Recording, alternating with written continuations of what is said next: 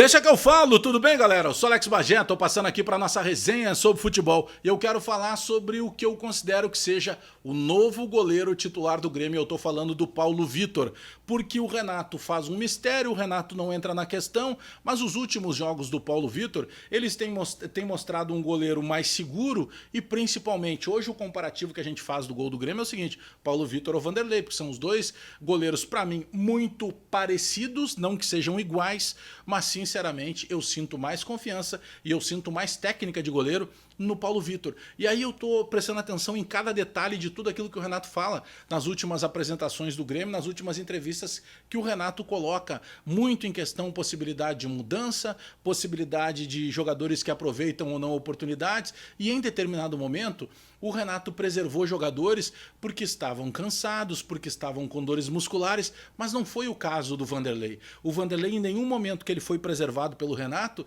se admitia que ele pudesse estar com cansaço excessivo ou que ele tivesse alguma possibilidade de lesão. Foi a opção técnica do Renato.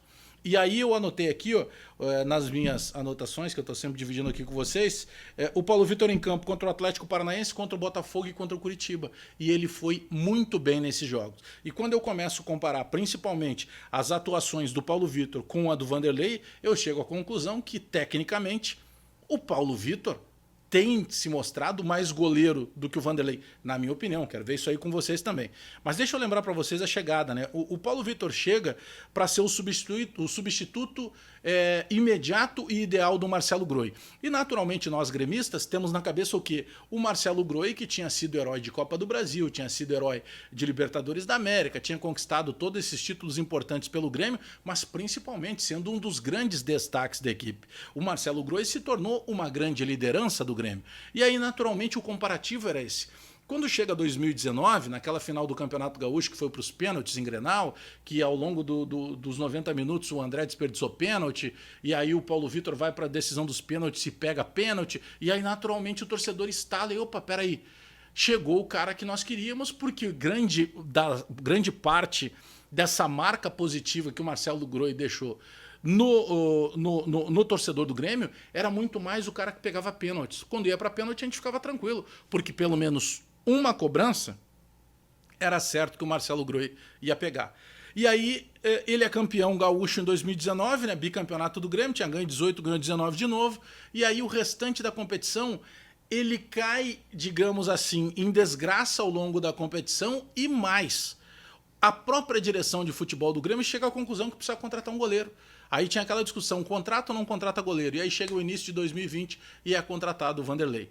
Bom, o Vanderlei que chega para jogar no Grêmio era um Vanderlei que vinha de muito tempo no banco do Santos, era um Vanderlei que vinha de muito tempo sendo criticado por jogar ou não com os pés, mas poxa, não era forte jogar com os pés também, o Marcelo Groi. Só que a chegada do Vanderlei, até pelo investimento que o Grêmio fez, algo em torno de 3 milhões de reais, mais salário, mais valor de luvas e tudo mais, tem uma certa insistência. Você não vai contratar um goleiro para botar ele no banco, você vai contratar o goleiro e vai botar ele para jogar. Só que daí os números acabaram demonstrando um Vanderlei indeciso, um Vanderlei inseguro, um Vanderlei que passou a falhar, e aí nas poucas oportunidades que recebia o Paulo Vitor, como eu acabei de lembrar para vocês aqui, Atlético Paranaense, Botafogo e Curitiba, ele mostrou tranquilidade, ele mostrou boa saída de gol, e aí em cima disso tudo que o Renato vem falando, somado a uma posição que não é uma garantia. Você pega algumas posições do Grêmio, você vai pegar lá, por exemplo, a lateral direita.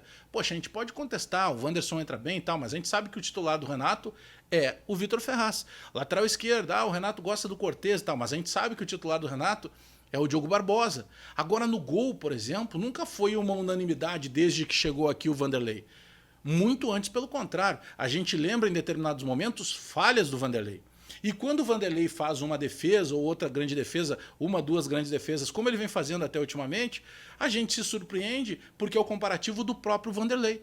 Porque nós nos acostumamos, enquanto gremistas, torcedores de futebol, a analisarmos muito mais falhas do Vanderlei do que propriamente grandes momentos. Então, independentemente de quem vai jogar em Bragança Paulista, porque eu penso que o goleiro é uma posição que vai se buscar muito mais confiança, ritmo de jogo do que qualquer outra situação, eu passo a acreditar que o Paulo Vitor vai ser o goleiro do Grêmio nos 2 jogos da Copa do Brasil contra o Palmeiras. Não acredito que o Renato vai jogar uma partida com o Vanderlei Vanderlei e outra partida com o Paulo Vitor, ou vice-versa, sabe? Meio que dando um jogo para cada um. Não acredito. E eu tô apostando, vale um café com vocês aí, não sei, tem um estalo baseado em tudo que vem acontecendo com os dois, com o Paulo Vitor e com o Vanderlei, a maneira que o Renato falou, posição por posição nas coletivas, eu tô chegando à conclusão que sim, tem um novo titular da camisa 1 do Grêmio, e esse novo titular para os jogos finais contra o Palmeiras na Copa do Brasil será o Paulo Vitor.